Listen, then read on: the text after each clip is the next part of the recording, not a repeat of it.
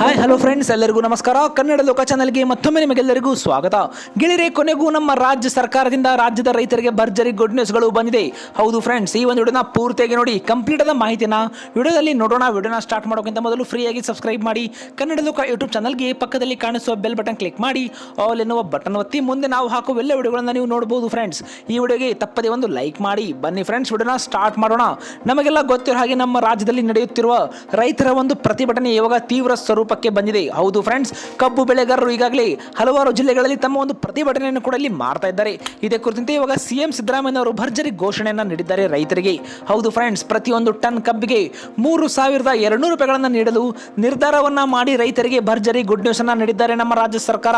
ಇದೇ ಕುರಿತಂತೆ 3,500 ರೂಪಾಯಿಗಳು ಪ್ರತಿ ಟನ್ ಕಬ್ಬಿಗೆ ನೀಡುವಂತೆ ರೈತರು ಈಗಾಗಲೇ ಒತ್ತಾಯಿಸಿದ್ದಾರೆ. ನಾನು ಮತ್ತು ವಿವಿಧ ಅಧಿಕಾರಿಗಳ ಜೊತೆಗೆ ಚರ್ಚೆ ಕೂಡ ಮಾಡಿದ್ದೇವೆ ಎಂದು ಇವಾಗ ಸಿಎಂ ಸಿದ್ದರಾಮಯ್ಯವರು ತಿಳಿಸಿದ್ದಾರೆ. ನಾವು 3,200 ರೂಪಾಯಿಗಳನ್ನು ಪ್ರತಿ ಟನ್ ಕಬ್ಬಿಗೆ ನೀಡಲು ನಿರ್ಧರಿಸಿದ್ದೇವೆ.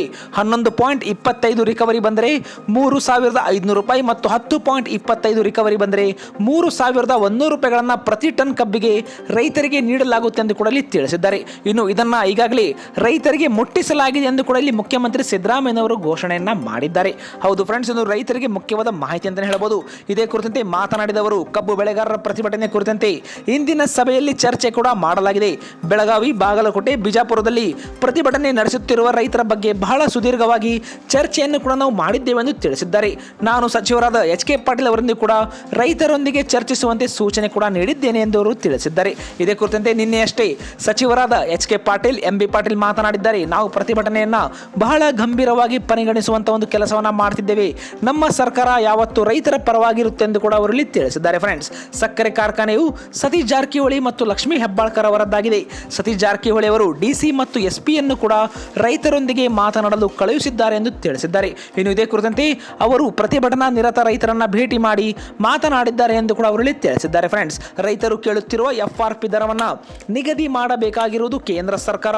ಈ ವರ್ಷ ಈಗಾಗಲೇ ಜೂನ್ ತಿಂಗಳಲ್ಲಿ ನಮ್ಮ ಕೇಂದ್ರ ಸರ್ಕಾರ ನಿಗದಿ ಕೂಡ ಮಾಡಿದ್ದಾರೆ. 2025 ಮತ್ತು 26ಕ್ಕೆ ಕಬ್ಬು ಬೆಳೆಗೆ ದರವನ್ನು ಕೂಡ ಈಗಾಗಲೇ ನಿಗದಿಪಡಿಸಲಾಗಿದೆ.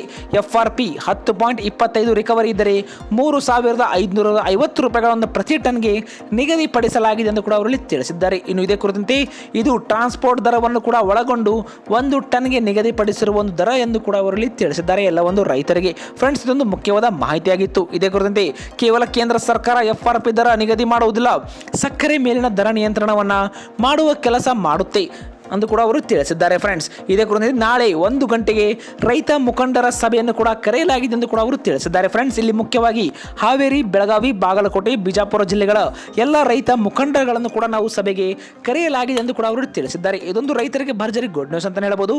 ಇದರ ಜೊತೆಗೆ ನಾಳೆ ಪ್ರಧಾನಮಂತ್ರಿ ಅವರಿಗೆ ಪತ್ರವನ್ನು ಬರೆಯುತ್ತಿದ್ದೇನೆ, ನನಗೆ ಭೇಟಿ ನೀಡಲು ಅವಕಾಶ ಮಾಡಿಕೊಡಲು ಪತ್ರ ಬರೆಯುತ್ತಿದ್ದೇನೆ ಎಂದು ಕೂಡ ಅವರಲ್ಲಿ ತಿಳಿಸಿದ್ದಾರೆ. ನಾನು ಅವರ ತಕ್ಷಣ ಸಮಯ ನೀಡಿದರೆ ನಾನು ದೆಹಲಿಗೆ ತೆರಳಿ ಅವರನ್ನ ಭೇಟಿ ಮಾಡಿ ಪ್ರಧಾನಮಂತ್ರಿ ರೈತರ ಸಮಸ್ಯೆಗಳ ಬಗ್ಗೆ ಚರ್ಚೆ ಮಾಡಲಾಗುತ್ತೆ ಎಂದು ಕೂಡ ಅವರಲ್ಲಿ ತಿಳಿಸಿದ್ದಾರೆ. ಫ್ರೆಂಡ್ಸ್, ರೈತರ ಪ್ರತಿಭಟನೆ ಬಗ್ಗೆ, ರೈತರ ಒತ್ತಾಯದ ಬಗ್ಗೆ ಚರ್ಚಿಸಲಾಗುವುದು ಎಂದು ಕೂಡ ಅವರಲ್ಲಿ ಮುಖ್ಯವಾದ ಮಾಹಿತಿನ ತಿಳಿಸಿದ್ದಾರೆ. ಇದೇ ಕುರಿತಂತೆ ನಾಳೆ ಮಧ್ಯಾಹ್ನ 1 ಗಂಟೆಗೆ ರೈತ ಮುಖಂಡರ ಒಂದು ಸಭೆಯನ್ನು ಕೂಡ ಕರೆಯಲಾಗಿದೆ ಎಂದು ತಿಳಿಸಿದ್ದಾರೆ. ಇದರಲ್ಲಿ ಮುಖ್ಯವಾಗಿ ಹಾವೇರಿ, ಬೆಳಗಾವಿ, ಬಾಗಲಕೋಟೆ ಮತ್ತು ಬಿಜಾಪುರ ಜಿಲ್ಲೆಗಳ ರೈತ ಮುಖಂಡ ಸಭೆಯನ್ನು ಕರೆಯಲಾಗಿದೆ. ಇದೇ ಕುರಿತಂತೆ ನಮ್ಮ ರಾಜ್ಯ ಸರ್ಕಾರ ಯಾವ ಒಂದು ಮಾಹಿತಿಯನ್ನು ನೀಡುತ್ತೆ ಎಲ್ಲವನ್ನು ಕೂಡ ನಮ್ಮ ಕನ್ನಡ ಲೋಕ ಚಾನೆಲ್ನ ಮೂಲಕ ನೀವು ಮೊದಲು ನೋಡಬಹುದು. ಫ್ರೆಂಡ್ಸ್, ಹಾಗಾಗಿ ಈ ಒಂದು ವಿಡಿಯೋನ ಲೈಕ್ ಮಾಡಿ. ಫ್ರೆಂಡ್ಸ್, ಎಲ್ಲ ನಿಮ್ಮ ರೈತ ಬಾಂಧವರಿಗೆ ನೀವು ಮರೆಯದೆ ಶೇರ್ ಮಾಡಿ. ಇಂಥದೇ ಒಂದು ಇಂಟ್ರೆಸ್ಟಿಂಗ್ ವಿಡಿಯೋಗಳು ಮತ್ತು ಮುಂದಿನ ಒಂದು ಕಂಪ್ಲೀಟ್ ಆದ ನ್ಯೂಸ್ ಬೇಕಂದ್ರೆ ಕನ್ನಡ ಲೋಕ ಚಾನಲ್ಗೆ ನೀವು ಈಗಲೇ ಫ್ರೀಯಾಗಿ ಸಬ್ಸ್ಕ್ರೈಬ್ ಮಾಡಿ.